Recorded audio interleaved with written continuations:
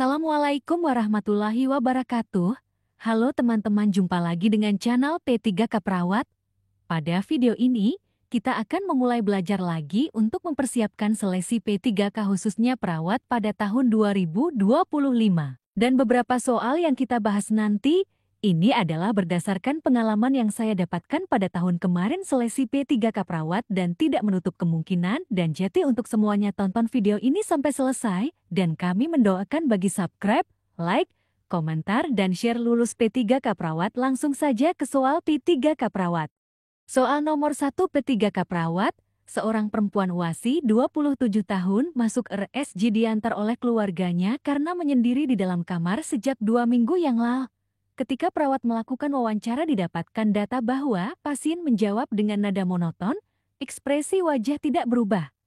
Manakah masalah afek yang dialami oleh pasien? A. Labil. B. Datar. C. Tumpul. D. Terbatas. I.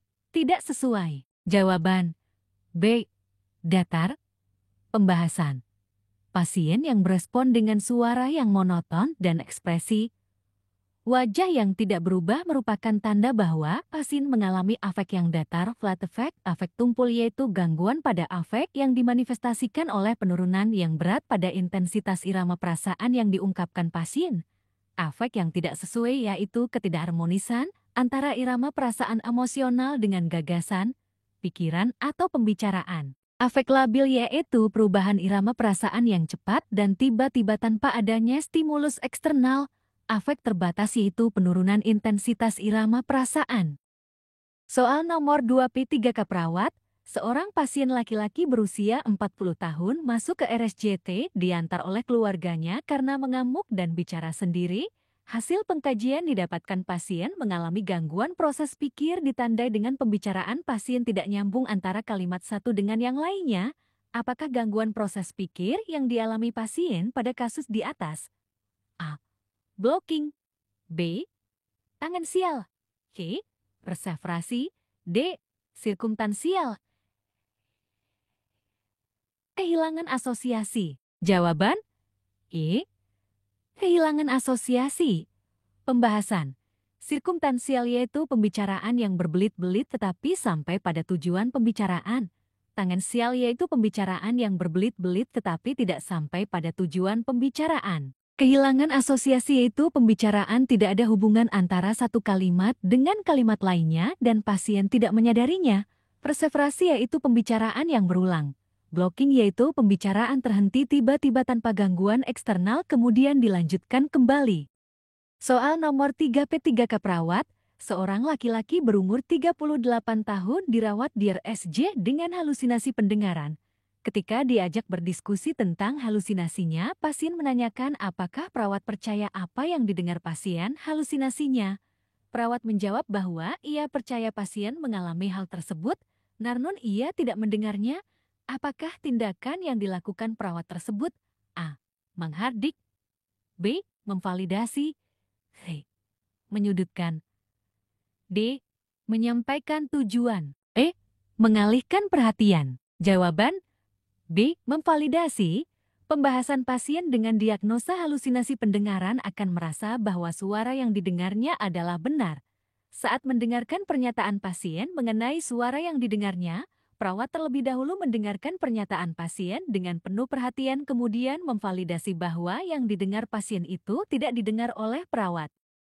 Soal nomor 4 P3K Perawat, seorang wanita dirawat di Gendir SKJ Suprapto Bengkulu dikarenakan mencoba memotong nadinya dengan pisau dikarenakan pasien putus dari pacarnya 1 minggu yang lalu. Keluarga mengatakan bahwa pasien sering mengungkapkan bahwa hidupnya tidak berarti lagi karena masa depannya telah hancur dan lebih baik mati saja. Apakah tahap bunuh diri yang terjadi pada pasien di atas? A. Bunuh diri. B. Resiko bunuh diri. C. Isyarat bunuh diri. D. Ancaman bunuh diri. E.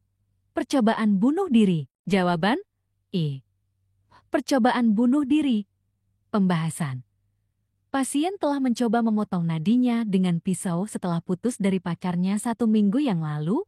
Data-data di atas menunjukkan bahwa percobaan bunuh diri yang dilakukan pasien terjadi setelah putus dari pacarnya. Berdasarkan buku ajar keperawatan kesehatan jiwa, percobaan bunuh diri adalah tindakan pasien mencederai atau melukai diri untuk mengakhiri kehidupannya yang disebabkan oleh kegagalan adaptasi sehingga tidak dapat menghadapi stres, perasaan terisolasi yang dapat terjadi karena kehilangan hubungan interpersonal atau gagal melakukan hubungan yang berarti, perasaan marah atau bermusuhan, dan cara untuk mengakhiri keputusasaan. Soal nomor 5 P3 Kaprawat, seorang laki-laki berusia 45 tahun dirawat di RSKJ sedang mengamuk, ingin memukul teman-teman sekamarnya sampai tidak bisa terkontrol.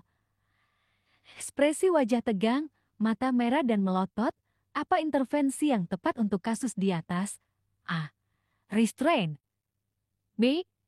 Psikofarmaka. C. Terapi suportif. D. Terapi lingkungan. E. Terapi aktivitas kelompok. Jawaban A. Restraint. Pembahasan. Berdasarkan ciri-ciri dari kasus di atas, bahwa klien mengalami perilaku kekerasan PK. PK adalah suatu bentuk perilaku yang bertujuan untuk melukai seseorang baik secara fisik maupun psikologis. Dalam kondisi seperti pada kasus, tindakan yang paling tepat adalah melakukan restraint pengikatan pada ekstremitas klien hingga klien kembali tenang. Soal nomor 6 P3 Kaprawat, seorang perempuan berusia 28 tahun dirawat di rumah sakit jiwa sejak 6 hari yang lalu karena marah-marah dan hampir melukai temannya dengan benda tajam. Dari hasil pengkajian, klien tampak mondar-mandir di ruangan, mata melotot, dan bicara dengan ketus. Perawat sudah mengajak klien berinteraksi dan membina hubungan saling percaya. Apakah tindakan keperawatan yang tepat dilakukan selanjutnya? A. Mengajarkan cara minum obat secara teratur. B. Mengajarkan mengontrol marah dengan spiritual. C. Mengajarkan cara mengontrol marah dengan verbal. D. Mengajarkan cara mengontrol marah dengan pukul bantal dan kasur. E. Mengidentifikasi penyebab, tanda, perilaku kekerasan yang dilakukan dan akibat perilaku kekerasan.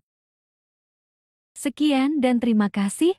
Sukses solusi P3 Kaprawat. Jangan lupa subscribe, like, share dan komentar ya. Nanti ada episode selanjutnya.